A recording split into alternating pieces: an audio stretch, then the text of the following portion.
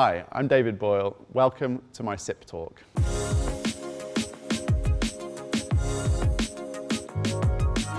We've all read a lot about TikTok in the press, but it's worth reflecting a moment on why it's so important. First, it's bigger than Facebook and Instagram in the US. People spend more time there. Second, it's growing much faster than Facebook and Instagram in the US.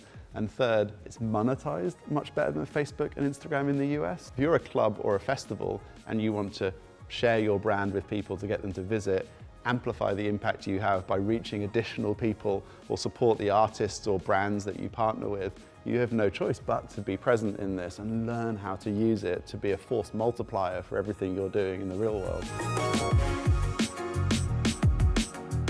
The move towards the metaverse is such an incredible trend that we all need to be part of. What do I mean by the metaverse? Well, what I mean is digital spaces, many of them, where people hang out with each other and with the virtual environment.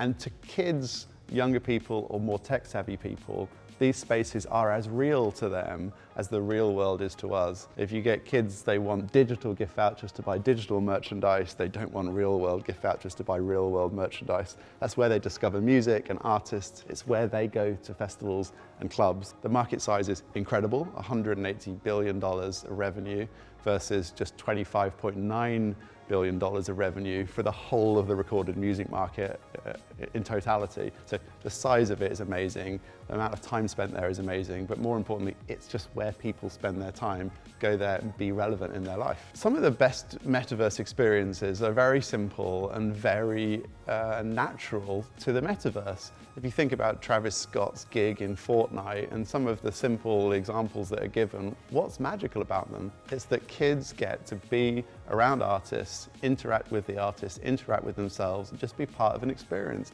I think the headline for me is just go there and be present in their life.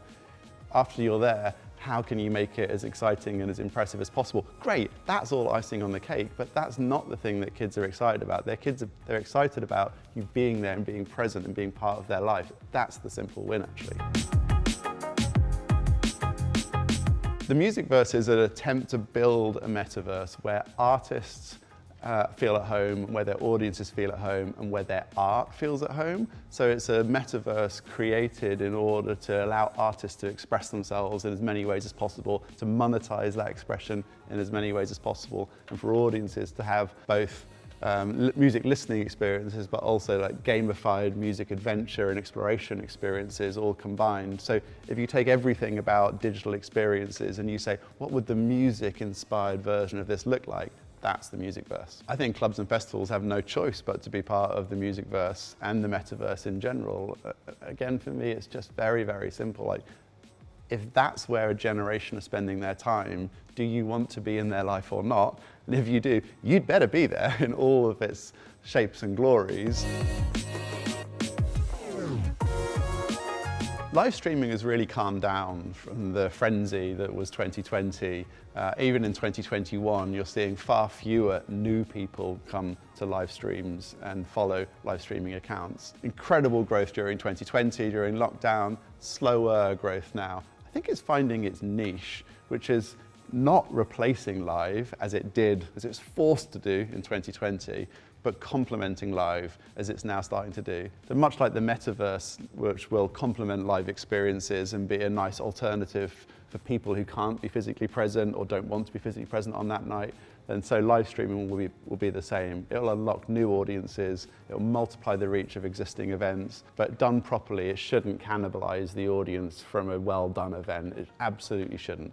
And by the way, I think that is people's main worry about live streaming, but the artists' main worry, clubs and festivals' main worry, which is, hey, if I live stream, I might not sell tickets on the door. I think that's absolutely nonsense. If you do the club or the festival right, you will sell out, and then you also can multiply your impact globally around the world with different audiences by live streaming it. If you're worried about live streaming cannibalizing the event, I would say I've got serious concerns about your event.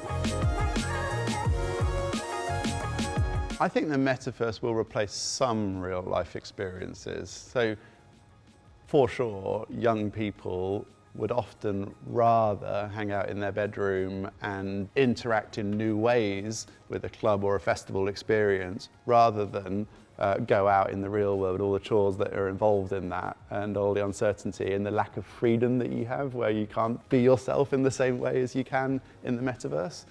So for sure, the metaverse will replace some real-world experiences, but I don't think it'll ever replace real-world experiences in the truest sense. Like, there's nothing compares to being around people physically and emotionally. Great. Perfect.